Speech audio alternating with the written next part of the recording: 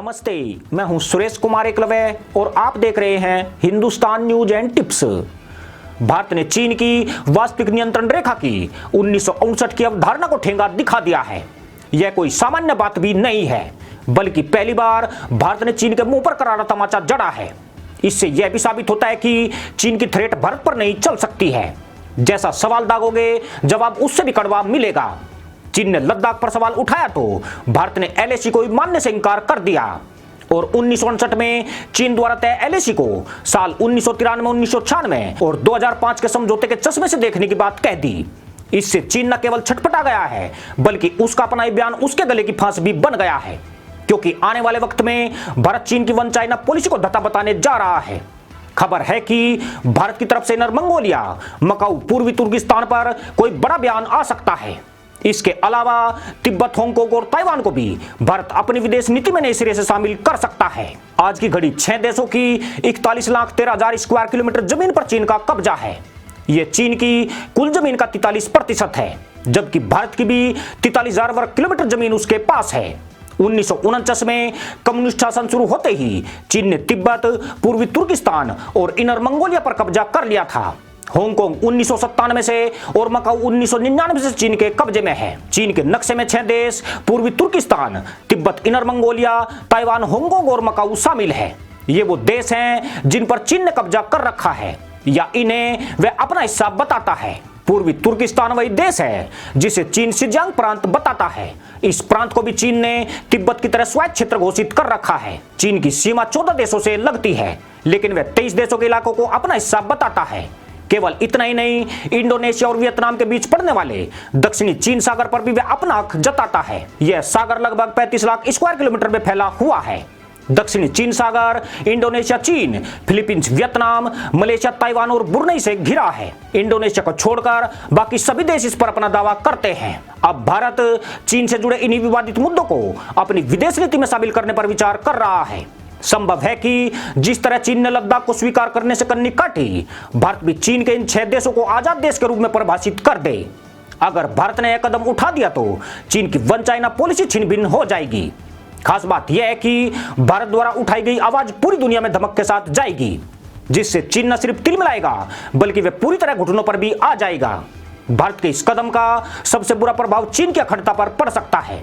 इससे चीन द्वारा कब्जाए गए इन इलाकों में आजादी की मांग फिर से जोर पकड़ सकती है। खासतौर से इनर मंगोलिया, हांगकांग, तिब्बत में अलगाववाद को और अधिक ताकत मिल जाएगी। ताइवान तो पहले ही खुद को स्वतंत्र और लोकतांत्रिक राष्ट्र घोषित कर चुका है। चीन द्वारा लद्दाख पर की गई अनाप शनाप बयानबाजी उसके प्रोपेगेंडा वार का हिस्सा मानी जा सकती है।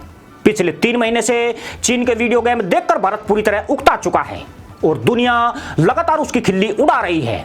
उसने लद्दाख का मुद्दा उठाकर भारत को विचलित करने की कोशिश की थी, मगर भारत ने उसके नहले पर न सिर्फ दहला जड़ा बल्कि उसे अपने बयान से दहला भी दिया है। चीन ने जिस तरह 1959 की एलएसी का हवाला दिया है वह चीन का एक तरफा दृष्टिकोण है। दरअसल 24 अक्टूबर 1959 को पहली बार चीन के प्रीमियर झाऊ एनलाई ने भारत के प्रधानमंत्री पंडित जवाहरलाल नेहरू को एक पत्र लिखा था।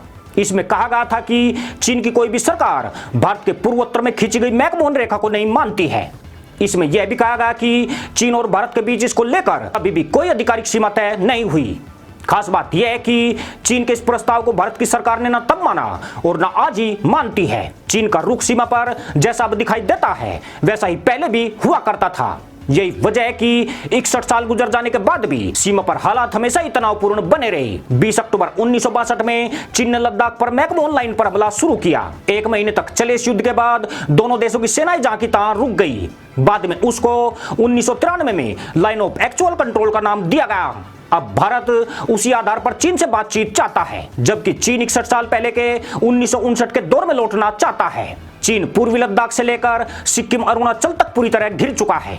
लद्दाख की पहाड़ियों में बर्फबारी भी शुरू हो गई है और तापमान -30 से लेकर -40 डिग्री तक पहुंचने लगा है। अब चीन की हालत भारत से उलझने की बिल्कुल नहीं रही है। डेपसोंग से लेकर दक्षिणी पैंगोंग तक भारतीय सेना रणनीतिक बढ़त हासिल कर चुकी है। चीन 1959 में झाऊ के दिमाग की उपज का इस्तेमाल करना चाहता है, क्योंकि उस स्थिति में एलएसी फिंगर 4 के पास से होकर गुजरती है। दक्षिणी पैंगोंग की जिन चोटियों पर भारतीय सेना का कब्जा है वह भी चीन की सीमा के भीतर आ जाती है। इसका मतलब यह है कि अपनी धौंस से चीन यह चोटियां खाली कराने में नाकाम रहा है। इसलिए 1959 के झाऊ के पत्र का वास्ता देकर वह शेख चिल्ली के ख्वाब पाल बैठा है। ख्वाब इसलिए कि भारत अब किसी भी सूरत में इन चोटियों को खाली करने वाला नहीं है, क्योंकि भारतीय सेना की यहां मजबूत पोजीशन से अब चीन के लिए लद्दाख में घुसने की सारी संभावनाएं खत्म हो गई है। पर चीन ने जो झाऊ पैतरा चला है उसका मामला बहुत आगे तक जाने वाला है। चीन द्वारा लद्दाख के बदलाव को स्वीकार करने या नहीं करने से भारत पर बाल भर भी फर्क नहीं पड़ने वाला है। मगर चीन जिन देशों पर अवैध कब्जा करके बैठा है, भारत उस मुद्दे को उठाता है तो दुनिया उसे लपकने में तनिक भी देर नहीं लगाएगी। खासकर अमेरिका तो इसी ताक में बैठा है कि चीन को अधिक से अधिक कमजोर किया जा सके। ताइवान हांगकांग के मुद्दे पर चीन पहले ही दुनिया के निशाने पर आया हुआ है। शिनजियांग प्रांत में उइगर मुल्लाओं पर कम्युनिस्ट सरकार द्वारा किए जा रहे जुल्म पर भी शी जिनपिंग को जवाब देते नहीं बन पड़ रहा है। ऐसे में भारत ने इनर मंगोलिया, तिब्बत और मकाऊ पर अपनी बयानबाजी शुरू कर दी तो चीन के पसीने छूटना लाजमी है और यकीनन भारत बहुत जल्दी ऐसा करने वाला है। 2 दिन पूर्व ही विदेश मंत्री एस जयशंकर ने अपने अधीनस्थ अधिकारियों से 1 घंटे तक से ज्यादा लंबी बैठक की। उसके बाद उन्होंने चाइना एसटीडी ग्रुप के अध्यक्ष अजीत डोभाल से भी मुलाकात की है। माना जा रहा है कि चीन की वन चाइना पॉलिसी के खंडन करने के बाद के नफे नुकसान का आकलन किया जा चुका है। आपको यह भी बता दें कि भारत ने चीन को पहले ही चेताया हुआ है कि अगर चीन वन इंडिया पॉलिसी को मानेगा तो भारत भी उसकी वन चाइना पॉलिसी पर उंगली नहीं उठाएगा। लद्दाख पर चीन ने वन इंडिया पॉलिसी के उलट बयान दिया है। ऐसे में चीन ने अपना मौखिक करार खुद ही तोड़ दिया है। अब अगर चीन इस तरह की हरकतें कर रहा है तो भारत भी चुप बैठने वाला नहीं है। भारत के लिए वन चाइना पॉलिसी की अब कोई अहमियत नहीं रह गई है। चीन अवैध कब्जे करके दूसरे देशों को वन चाइना पॉलिसी का हिस्सा बना रहा है। भारत की ओर से इसके खिलाफ जल्दी आवाज उठना शुरू होगी। भारत ने आर्थिक तौर पर भी चीन की बढ़िया से कमर तोड़ दी है। पिछले 3 महीने में चीन से भारत को होने वाले निर्यात में 27% की बड़ी गिरावट आई है। चीन में खाद्यान्न संकट इस साल की सबसे बड़ी त्रासदी के रूप में उभर रहा है।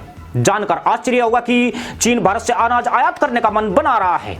सामान्य सीजन में भी चीन 7 लाख करोड़ रुपए का अनाज आयात करता है, मगर इस बार उसे 12 लाख करोड़ रुपए का अनाज आयात करना पड़ रहा है। कोरोना वायरस फैलाने के आरोप के चलते कोई भी देश उसकी मदद के लिए तैयार नहीं है।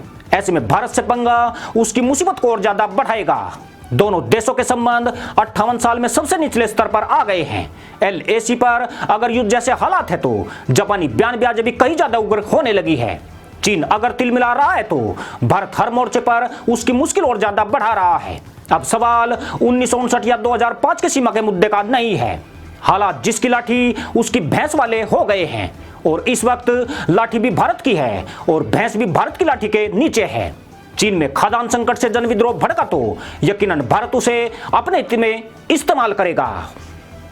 इसी के साथ अनुमति दोस्तों, जय जवान जय किसान जय हिंद वंदे मातरम।